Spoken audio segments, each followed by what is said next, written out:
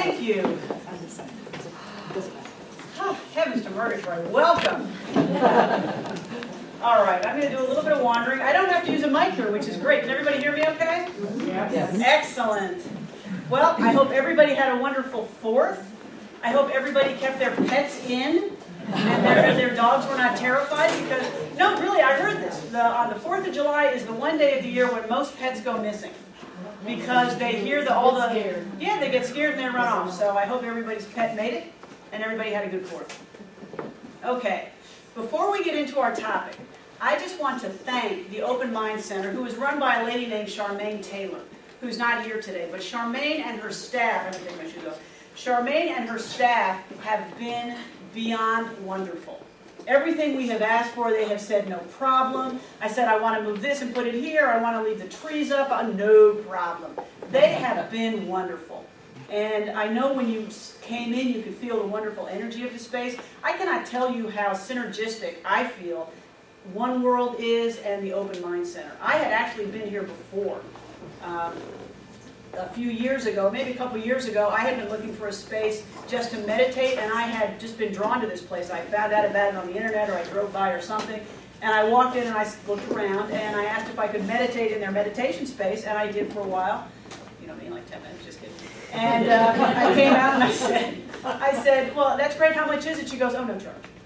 I mean, think about that. It's a wonderful space. When we were looking to transition to the Roswell area, I didn't know that other people knew about Open Minds, but 3 or 4 people did. Maria Turk used to teach Zumba here. Melanie LeBaron has come here a lot for classes and events. Heather knew about it. I mean, we were talking about it, and we were saying, well, we'd really like a transitional space in Roswell. And like 4 people said, oh, Open Minds. And it was like nobody knew that everybody else had the secret handshake. So it was a wonderfully synergistic thing. So I encourage you to get to know it during fellowship, wander around, look at their stuff, look at their schedules. One of the cool things that Open Mind is going to do is they're going to put us on their calendar. So they're going to help get the word out about One World, and we're also going to do the same about them because it's a great space, and they offer wonderful classes and things to do. Jeannie Ward is going to start teaching or start doing her sound meditation. We don't know quite what night yet, but she's going to start doing that. So there's going to be a lot of things going on. One of the things I'm going to talk about in my talk, if I ever get past my intro, which is starting to be doubtful, is that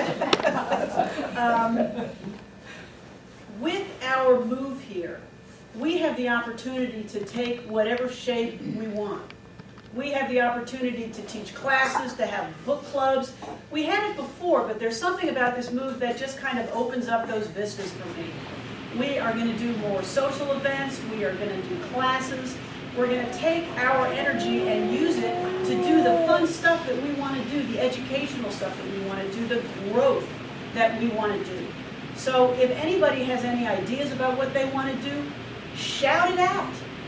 Seriously, let us know, because really the sky is the limit on what we are going to be able to do to help our growth as a community, to help our own personal, spiritual growth as we continue on, because that's the point, to grow personally on our spiritual paths as spiritual beings having this very human experience, which we are lucky enough to do together. So keep that in mind. No idea is unwelcome. Let us know, because we are turning into a new us. We really are. I mean, you may come in one day for service and find no chairs. You may find like yoga mats all over the place and people are supposed to sit on the floor. I don't know. But we have the ability to do that because it's a very flexible, mutable space. So let's keep that in mind and let's just have some fun. Who's in favor of fun? Yes! Yes! Okay. Excellent. Now, okay. One of the things that is way cool about One of the things that is way cool about the Open Mind Center is what the kids have dubbed the large egg, which is the Shiva Lingam stone to the left as you walk in. Did you guys see it? Oh, yeah. It's this big single stone that Charmaine pointed out to me. And I asked her for some information about it because I wanted to tell our community about it. And this is what she gave me. She said, for many ages, Shiva Lingams, which are temple stones, were gathered in profound ritual from the sacred Narmada River in India to welcome great creativity and peace for all beings. Now, the biggest of the Shiva Lingams are being placed around the world. And what is happening is, as they are being placed around the world, they are being energetically connected to promote peace worldwide. And one of them is here. So if you walk in and you just feel peace, part of it is probably due to that stone. I mean, just think about that. I mean, we all understand the theory of the quantum field to some extent. We know that we are all connected. Now we're in a place where those stones are all connected to exude and promote peace throughout the world. That is way cool. So I just wanted to bring that to your attention because I think that's really neat. One of the things about the Shiva Lingam, and I have told everybody who's come in, and so I apologize, I'm going to say it one more time so as not to be boring. The Shiva Lingam weighs 1,300 pounds, and it is just sitting in that sawdust. It is not anchored. It's just sitting. So nobody really can go near it or touch it, because if one of the kids touches it or if one of us touches it and it falls over, it could really injure somebody. It could break through the window. It would be a very bad thing. So please watch your kids. If any congregant just starts going out of their mind and says, I'm taking out the Shiva, no, please don't. We got to not touch it. So I invite you not to breach that wall. It's got this thing around it where the sawdust is. You can look at it, you can stand near it, but please do not touch it and don't let your kids touch it. Because it looks pretty sturdy, but it can go over at a touch. Okay, so, Independence Day. This is now my second Independence Day talk, so what we have now is a tradition. What I did last Independence Day was I did a little bit of trivia. And I'm going to talk about Independence Day, and because you know that it's me and we're us, I'm not going to talk about the Battle of Yorktown or General Cornwallis being too chicken to actually surrender, that he gave his sword to someone else. No, I'm going to talk about independence, but first, I do have a little Independence Day trivia because I'm me and we have fun. Okay, so I'm going to read out some questions and you guys answer. There's no prize. You don't get to touch the Shiva Lingam. Okay. According to the poem by Ralph Waldo Emerson, the shot heard round the world was fired at Lexington, Concord, Boston, Yorktown, or Trenton. Corbin. Concord! Yes! Okay, Marina, Concord. The Battle of Bunker Hill took place in the city of Boston, New York, Lexington, Philadelphia, or Charleston. Boston. Excellent! Oh my God, we're batting 1,000 here. Okay, this is a tough one. I did not get this right. Well, I did because I cheated, but anyway. Who was the last president who was born a citizen of another country? James Monroe, John Quincy Adams, Andrew Jackson, Martin Van Buren, or Millard Fillmore? No.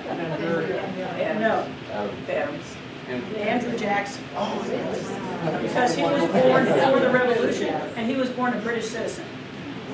The newspaper, excuse me for being disrespectful, the newspaper that did this quiz wrote in, no points for saying Barack Obama.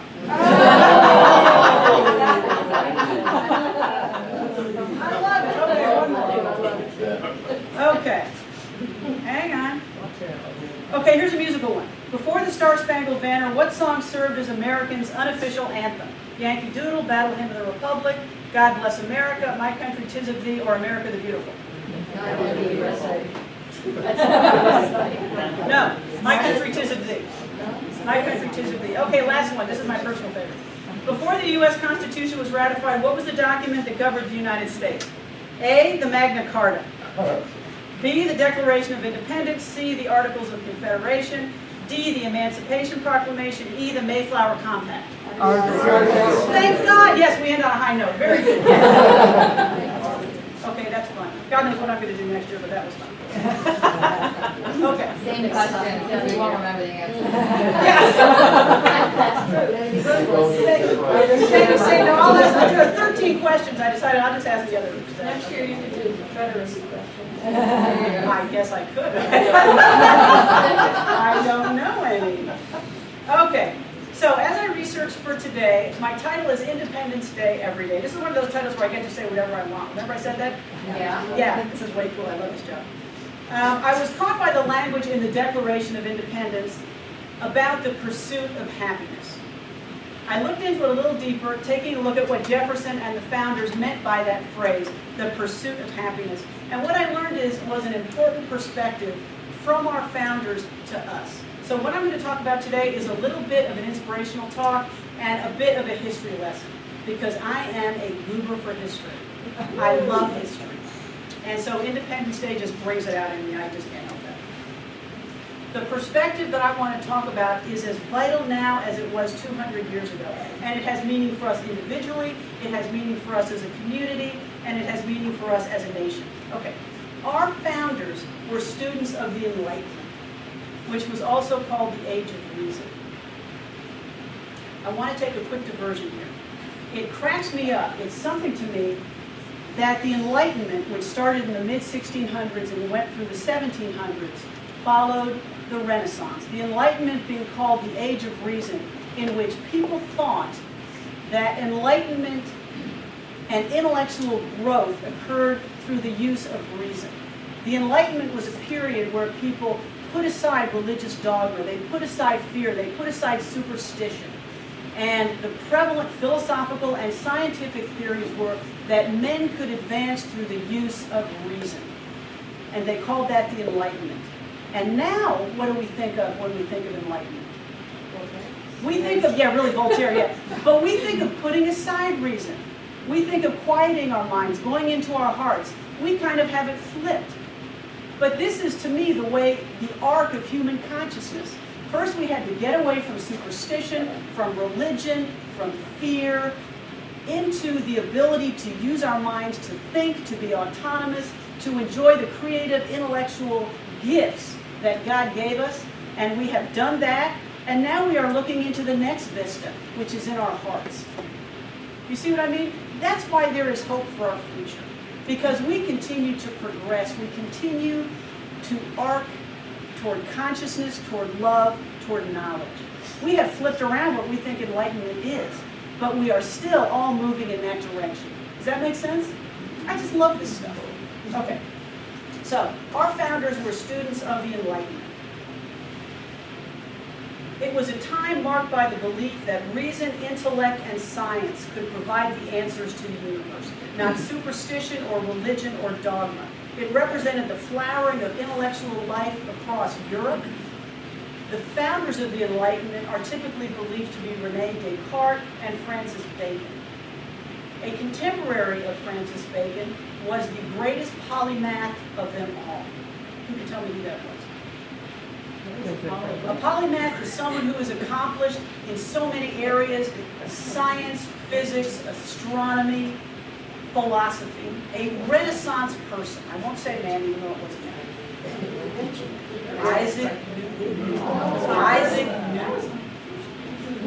Isaac Newton is buried in Winchester Cathedral, and on his grave is marked something like, "How this is not a perfect, but how fortunate we have been to have a marvel of a man such as this." The man was amazing. We think about, the apple in the tree. That is only the beginning. It was amazing what these guys did with no internet. I'm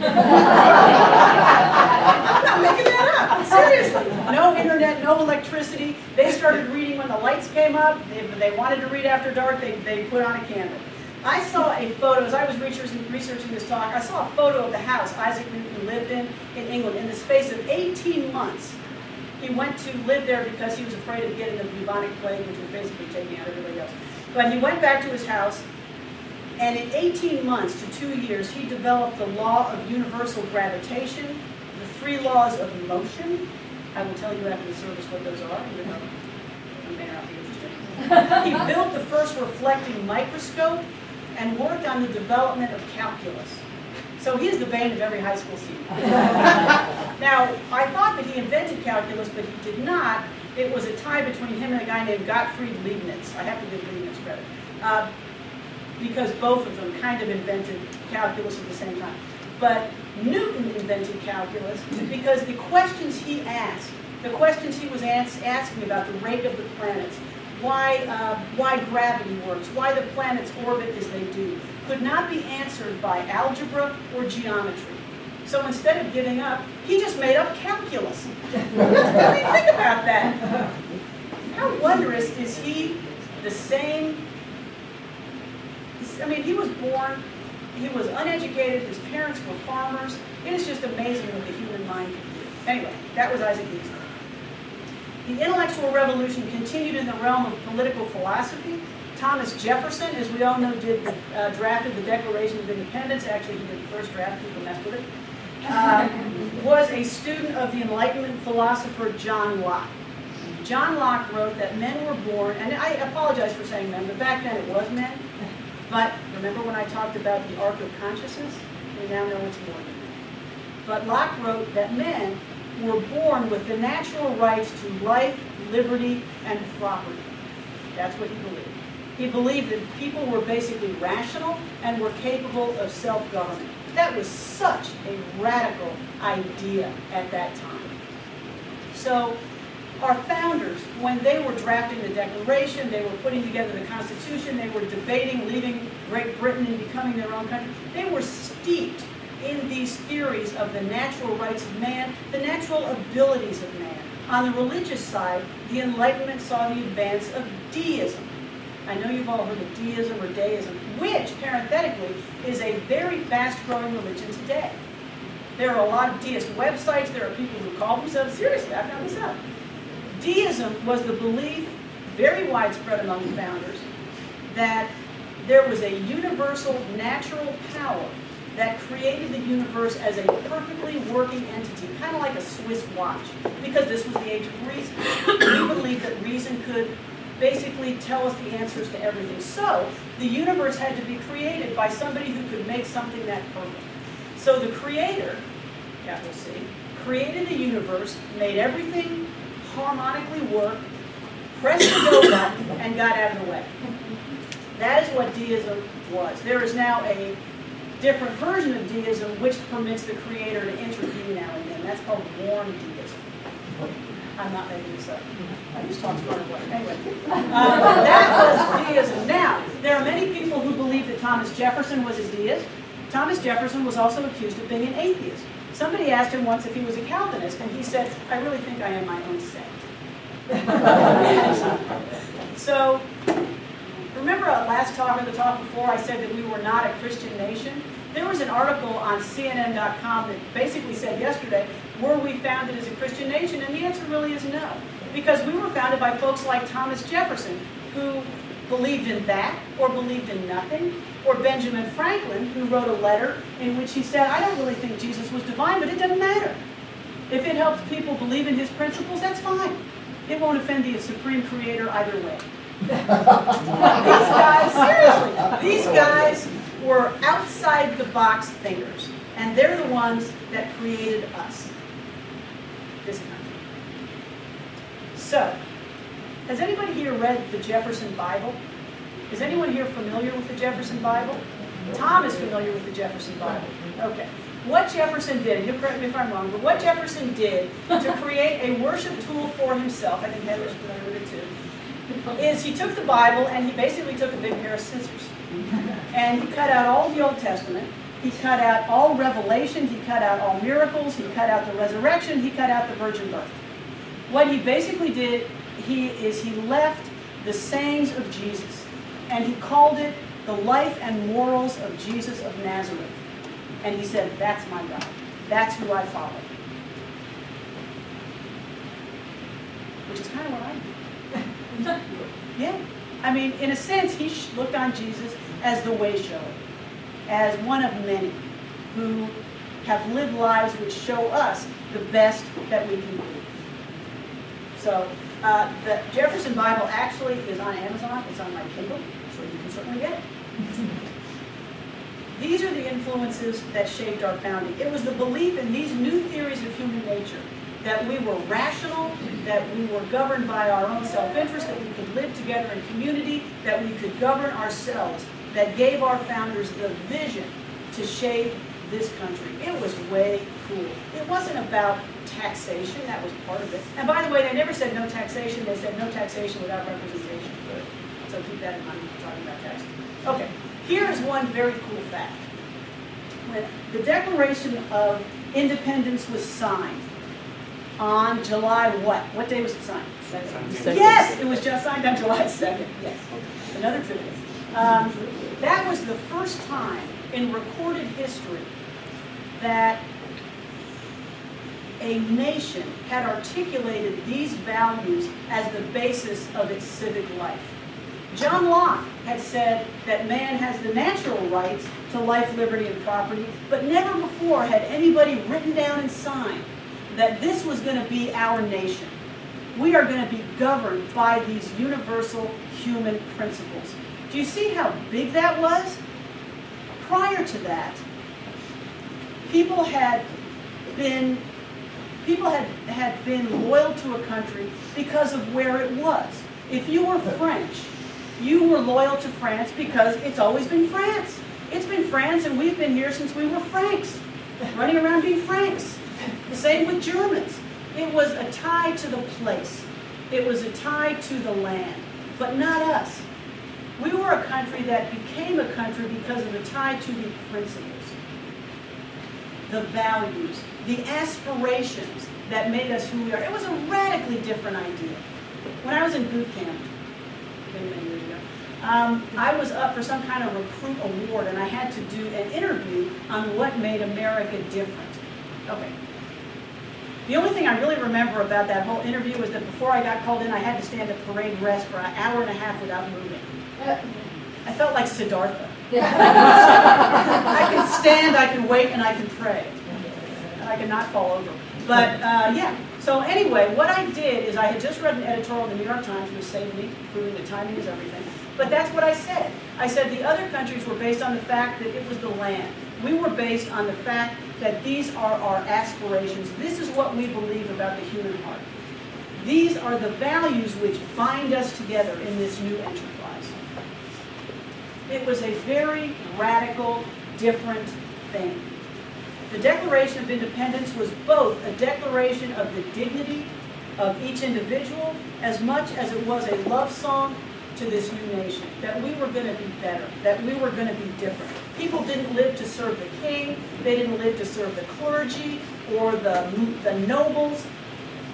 The unit of government was going to be the individual, and the power was going to go up. It was a profoundly different thought. So, okay, did the founders have a limited vision of who the common man was that had all these rights? Yeah, of course. They didn't include women, they didn't include African Americans, they didn't include many minorities. They didn't have a vision that the circle needed to be wider. But one of the things they did know is that that notion could change. Look at the Supreme Court decision last week on June 26th. Has the circle widened or what? It's those same words that were written 200 years ago.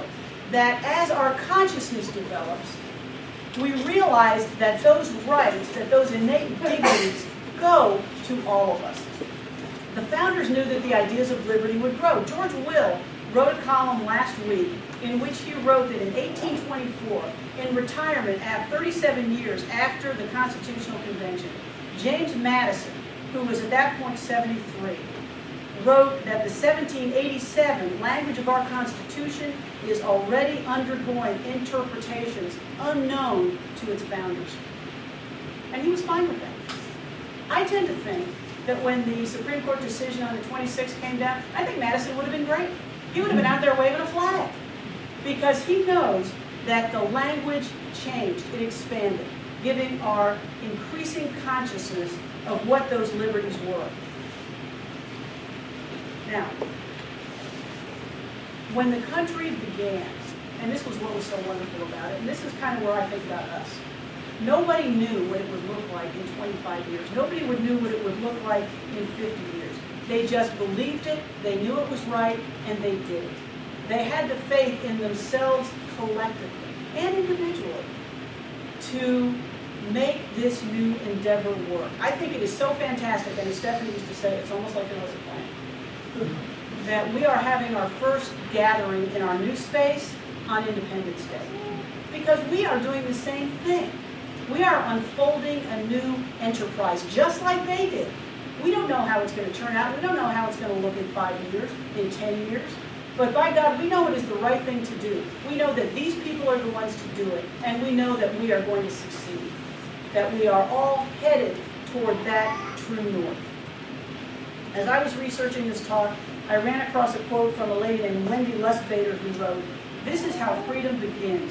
We have to dare to venture beyond the familiar landmarks of identity in order to locate the next version of ourselves." How cool is that? Is that not what we're doing? It doesn't mean we're not ourselves. It doesn't mean we become someone else. It means that we are building the next version of ourselves. In order to evolve, you don't stay the same. You don't keep doing the same stuff you've done. You remain true to your essence, but you grow. Look at a flower, look at a seed. In that seed is all the potential for a beautiful rose, a beautiful tree. But if it stays that way, it's not going to achieve it.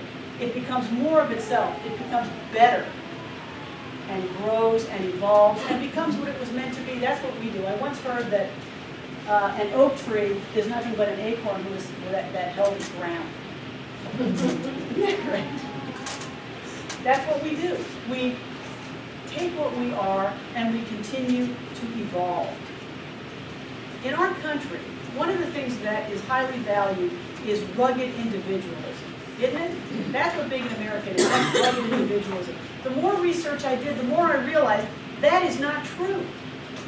We hear a lot about the pursuit of happiness, and we think it's personal happiness. We think, I have the right to do whatever I want, and you just get out of my way, because I have the right to personal happiness. And it's even in the Declaration of Independence. That is not what Jefferson meant. They valued community. He wrote about connection. Back then they called it civic virtues. Back then they regarded it as everybody doing their part to make the whole work well. But that's what he meant when he talked about the pursuit of happiness. Jefferson, as I said, was a student of the Enlightenment. He was also a student of Greek and Roman philosophy. He was, as he called it, an Epicurean, a follower of the Greek Epicurus. I'm not going to start reading to you Greek, even though I wish I could. But Epicurus said, and Locke and Jefferson wrote, that the necessity of pursuing happiness is the foundation of liberty. He believed that the foundation of our personal liberty is pursuing happiness. This was Jefferson. When I read that, I immediately flashed onto a quote from the Dalai Lama who said, "The very purpose of our life is to seek happiness." Okay, think about that. These guys did not grow up together. But both of them are thinking in different times, in different places, after much living, after much thinking, that this is what it's about. The purpose of life is to find happiness. That's what Jefferson wrote. What he meant, and his writings indicate that this is what he meant, is that the pursuit of happiness was not personal pleasures. It was not you getting out of my way so I can have the iPhone 12. It was exercising our civic virtues. It was living together. It was connection. Back then they called it moderation and virtue. Those are words you don't hear a lot anymore.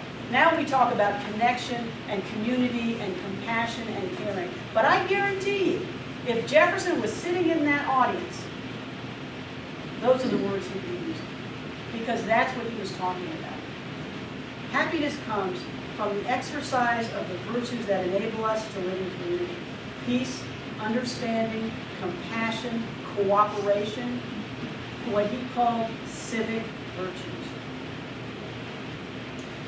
I brought with me our intentions we wrote last week and our gratitudes, and I want to talk about them more starting next week, because I want to start talking about how we live to our fullest capacity.